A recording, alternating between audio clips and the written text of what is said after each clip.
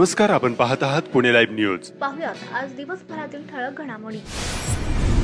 कंपनीत कार्ड पंच करण्याच्या कारणावरून 4 ट्रेनी कामगारांनी सहकारी कामगाराला दगडाने मारहाण करत त्याचे दात पाडले। ही घटना निघोजे येथील महिंद्रा कंपनी परिसरात घडली।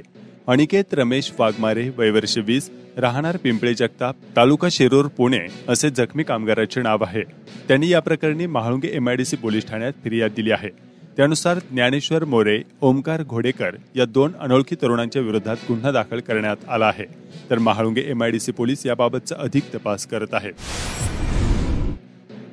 दीपावलीच्या लक्ष्मीपूजनाला व्यापाऱ्यांनी दुकानांच्या समोर रांगोळ्या काढून पूजा केली, तर घरोघरी महिलांनी दारात रांगोळ्या काढून लक्ष्मी मातेच्या मूर्तीसह लक्ष्मी अर्थात केरसुनीची मनोभावे पूजा केली। लक्ष्मीपूजनाला व्यापारी बांधवांनी चोपडी पूजन करून लक्ष्मी मातेची पूजा केली। चाकण, राजगुरुनगर या ठिकाणी नवीन दुचाकी, 4 चाकी, नवीन सोन्याचे दागिने तसेच इलेक्ट्रॉनिक साहित्य खरेदीची लगबग पाहावयास मिळाली। कापड दुकानांमध्ये कपडे खरेदीसाठी मोठी गर्दी दिसत होती।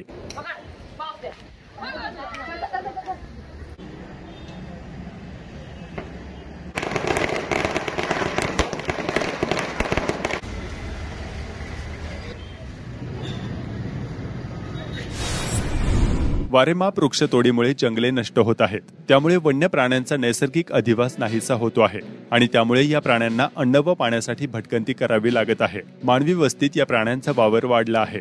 खेडमध्ये बिबट्या आणि तरस या वन्य प्राण्यांची संख्या जास्त आहे। या प्राण्यांकडून पशुधनावर हल्ला केला जातो। खेड तालुक्यातील कुळवंडी शिंदेवाडी येथील दगडू शिंदे या शेतकऱ्याच्या बकऱ्यांच्या आज कळपावर बिबट्याने हल्ला केल्याची बाब समोर आली। यामध्ये 2 ते 3 बकऱ्या गंभीर जखमी झाल्या आहेत। पशुपालक शेतकऱ्याने शिताफीने मोठमोठ्याने ओरडत बिबट्याला पळवून लावले। अलीकडच्या काळात शेतावरच्या मानवी वस्त्यांसह शहरालगतच्या भागाला देखील बिबट्यांनी आपले मुख्य लक्ष बनवले आहे।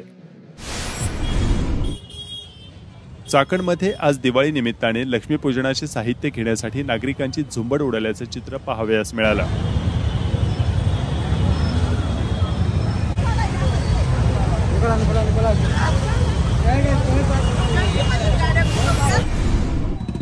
दिवाळी सुट्ट्यामुळे गावाकडे जाणाऱ्यांची गर्दी वाढल्यामुळे पुणे नाशिक महामार्गावर आणि तळेगाव चाकण शिक्रापूर दरम्यानच्या महामार्गावर वाहनांची मोठी गर्दी झाली आहे। रविवारी 12 नोव्हेंबर रोजी सकाळपासून सायंकाळपर्यंत वाहतुकीचा वेग मंदावला होता। चाकण शहर भागात वाहतूक अतिशय संथ गतीने सुरू होते। दिवाळी सुट्टीसाठी गावाकडे जाणारे चाकरमानी जात आहेत। वाहनांची गर्दी असल्याने वाहतूक कोंडी होत आहे। हलक्या वाहनांच्या तुलनेत अवजड वाहने रस्त्यावर आल्याने वाहतूक संथ गतीने होत आहे। शाळा आणि खासगी कार्यालये, न्यायपालिकांना 8 दिवस सुट्टी आहे। लक्ष्मीपूजन, दिवाळी पाडवा, भाऊबीज गावाकडे आपल्या कुटुंबियांच्या समवेत घालवण्यासाठी ही गर्दी होत आहे।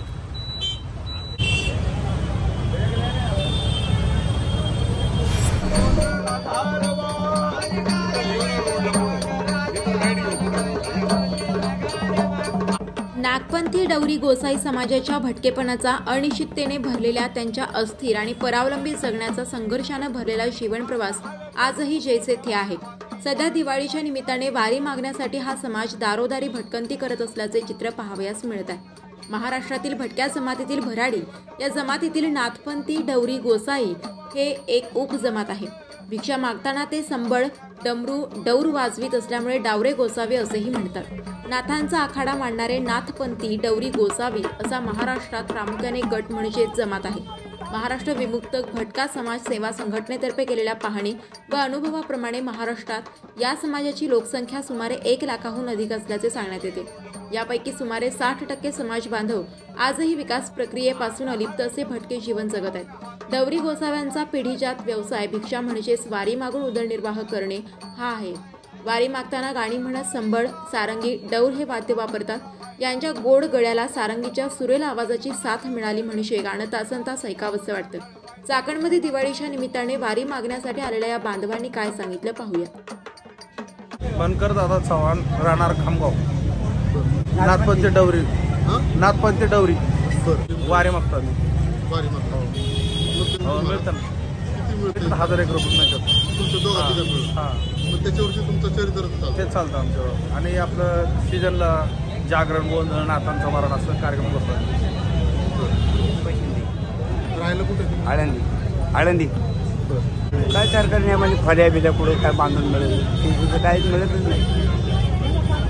आमचे फोटो सगळे गेलो वर, ते काय झोपडपट्टी असल्यामुळं काय पण तसे ते घेत नाही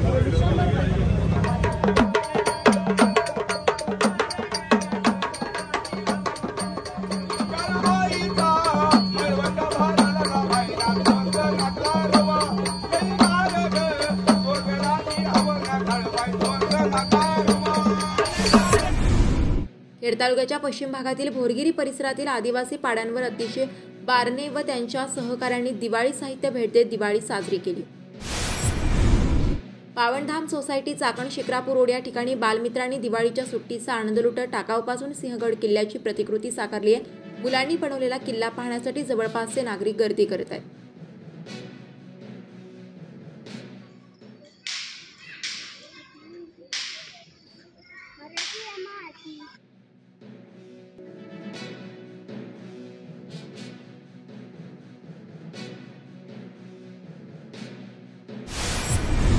भोरगिरी ग्रामपंचायतच्या वतीने भोरगिरी, भीमाशंकर, भिवेगाव, फणसेवाडी, गारबेवाडी येथील ग्रामस्थांना हर घर डस्टबिन वाटप करण्यात आले। यावेळी ग्रामपंचायतचे सरपंच दत्ता हिरे यांच्यासह सदस्य उपस्थित होते। राजगुरुनगर नगर परिषदेच्या कर्मचाऱ्यांची दिवाळी गोड व्हावी या उद्देशाने राजगुरुनगरमधील उद्योजकांनी माऊली सेवा प्रतिष्ठानच्या माध्यमातून दिवाळी फराळाचे वाटप केले। महाराष्ट्र रस्ते विकास महामंडळाकडून MSRDC प्रस्तावित करण्यात आलेल्या वर्तुळाकार रस्त्याच्या पूर्व मार्गावरील भूसंपादनाला जिल्हा प्रशासनाने सुरुवात केली आहे। त्यानुसार खेड तालुक्यातील बाधित 12 गावांच्या शेतकऱ्यांनी भूसंपादन नोटिशीला मुदतवाढ देण्याची मागणी केली होती। त्यानुसार जिल्हा प्रशासनाकडून जमीन देण्यास संमतीपत्र देण्यासाठी 30 नोव्हेंबरपर्यंत मुदतवाढ देण्यात आली आहे। रिंग रोडच्या पूर्वेच्या मार्गावर असणाऱ्या गावांमधील स्थानिकांना भूसंपादन नोटीस पाठवण्यात आल्या आहेत। यापैकी खेड तालुक्यातील 12 गावे पुणे महानगर प्रदेश विकास प्राधिकरणाच्या PMRDA प्रभाव क्षेत्रात येतात। या गावांमधील मूल्यांकन करताना जमिनीचे दर कमी निश्चित केल्याचे स्थानिकांकडून जिल्हा प्रशासनाच्या निदर्शनास आणून दिले आहे। तसेच जिल्हाधिकारी डॉक्टर राजेश देशमुख यांची भेट घेऊन मुदतवाढ द्यावी आणि फेर मूल्यांकन करावे, तोपर्यंत भूसंपादन नोटिशींना मुदतवाढ देण्याची मागणी करण्यात आली। त्यानुसार वर्तुळाकार रस्ता प्रकल्पाबाबत स्थापन केलेल्या समितीच्या आढावा बैठकीत मुदतवाढ प्रस्तावाला मंजुरी देण्यात आली। चाकणमधील माणिक चौक मागील काही दिवसांपासून सततच्या कोंडीने ओलांडणे कठीण होत आहे। जुन्या पुणे नाशिक रस्त्याने येथील माणिक चौकापासून शहरात प्रवेश केल्यास वाहतूक कोंडीचा हमखास सामना करावाच लागत आहे। माणिक चौकापासून पुढे जुन्या पुणे नाशिक रस्त्यावर शहरातील मध्यवर्ती बाजारपेठ आहे। हा भाग चाकणचा लक्ष्मी रोड म्हणून ओळखला जातो। येथे कायमच खरेदीसाठी विशेषतः दिवाळीसारख्या सणांच्या काळात नागरिकांची गर्दी असते। त्यामुळे चौक परिसर अक्षरशः कोंडीने ठप्प होतो। या भागातील कोंडीमुळे ग्राहक येथे येण्यास धजावत नसल्याचे चित्र पाहावयास मिळत आहे। पुढील काळात हीच वाहतूक कोंडी या भागातील व्यवसायासाठी धोक्याची घंटा ठरणार आहे।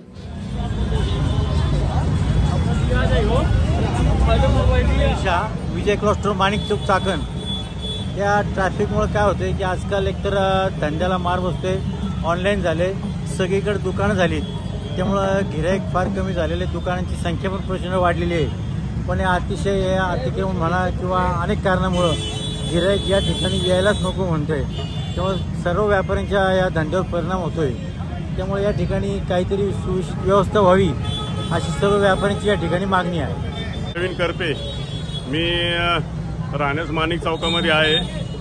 मी छत्रपती प्रतिष्ठान व छावा संघटनेचा चाकण शहराचा अध्यक्ष आहे। जर माणिक चौकाची जर परिस्थिती बघितली ट्रॅफिकची आणि या रहदारीची, तर दिवसेंदिवस इथलची समस्या अतिशय गंभीर होत चाललेली आहे। आणि सणासुदीच्या काळामध्ये तर या ठिकाणी चालणं मुश्किल झालंय।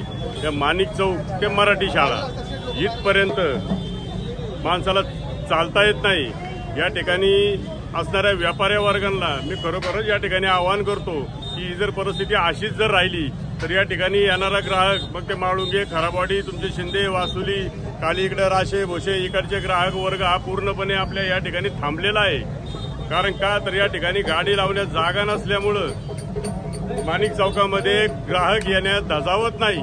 तरी व्यापाऱ्यांनी याचा गांभीर्याने विचार करणं गरजेचं आहे। आणि या ठिकाणी आणखी एक आवर्जून मला चाकण पोलीस स्टेशन आणि नगर परिषद यांना या ठिकाणी आवर्जून सांगायचंय की नगर परिषदेने या ठिकाणी मार्किंग करून देऊन व्यापाऱ्यांना, कारण सणासुदीच्या दिवसामध्ये प्रत्येकाचे हातावर पोट असणारी लोक हे सर्वजण या ठिकाणी व्यवसाय करतात। त्या सर्व लोकांनी व्यवसाय केला पाहिजे, त्यांची उपजीविका त्यावरच अवलंबून आहे, आम्हाला सुद्धा कळतंय। पण तरी सुद्धा नगरपालिकेने त्यांना एक मार्किंग करून जर दिली आणि त्या मार्किंगच्या बाहेर जर त्यांना बसण्यास जर सांगितलं तर या ठिकाणी ट्रॅफिकची समस्या 25% का होईना सुटण्यास मदत होईल. दुसरी महत्त्वाची गोष्ट की माणिक चौक ते मराठी शाळा इथपर्यंत नगर परिषदेने व पोलीस स्टेशनने एखादा कर्मचारी जर ठेवला तर ते कर्मचारी मधील रस्त्यात जी वाहनं लागतात कमीत कमी ती वाहनं जर हटवली तरी सुद्धा एक 25% ट्रॅफिकमध्ये हा फरक पडेल. तरी मला या ठिकाणी माणिक चौकाचा एक रहिवासी म्हणून विनंती करायची आहे की याचा गांभीर्याने विचार केला पाहिजे आणि भविष्यामध्ये या सर्व व्यापारी वर्गाला विनंती करतो की आपणही थोडंसं या ठिकाणी सहकार्य करून आपल्या येणाऱ्या पुढील काळामध्ये जर आपण अशा पद्धतीने जर उपाययोजना केल्या तरच या ठिकाणचा व्यवसाय टिकून राहणार आहे याची सर्वांनी नोंद घ्यावी. खेड तालुक्यातील कोळवे गावाच्या ठाकरवाडीमधील आदिवासींचा डॉक्टर म्हणून सुप्रसिद्ध असलेल्या भागू पोपट पारधी उर्फ भाग्या ठाकर यांच्याशी मुंबई डबेवाला असोसिएशनचे अध्यक्ष सुभाष तळेकर यांनी संवाद साधत त्यांच्या कार्याचा आढावा घेतला. आज मी कोळवे गावच्या ठाकरवाडीमध्ये आहे आणि आज माझ्या सोबत आहे भागू पोपट पारधी उर्फ भाग्या ठाकर विभागात त्यांना म्हणून ओळखलं जातं. खेड तालुक्याच्या पश्चिम पट्ट्यात ज्यांना भाग्या ठाकर म्हणून ओळखलं जातं ते भागू पोपट पारधी आज माझ्या सोबत आहेत की ज्यांना आदिवासींचं डॉक्टर म्हटलं जातं. या विभागामध्ये अनेक वनौषधी आहेत.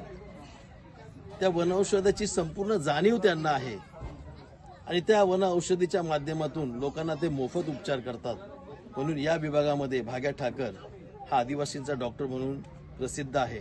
आज त्यांच्या वाडीमध्ये आम्ही दिवाळीचा फराळ वाटण्यासाठी आलेलो आहेत आणि त्यांची भेट झालेली आहे. आपण एक छोटीशी मुलाखत भागूजी ठाकर यांची घेणार आहोत, जे भागा पोपट पारधी यांची घेणार आहोत. तर आपण थोडेसे त्यांना प्रश्न विचारू जेणेकरून तुम्हालाही त्याबद्दलची थोडी जास्त माहिती होईल. भाग्या दादा, तुम्ही कोणत्या कोणत्या आजारावरती साधारणतः वन औषधी उपचार करता? आपण काय मुळेवरती करतो, मुळ्यावर करतो उपचार, साप चावलेलं करतो आणि डायबिटी.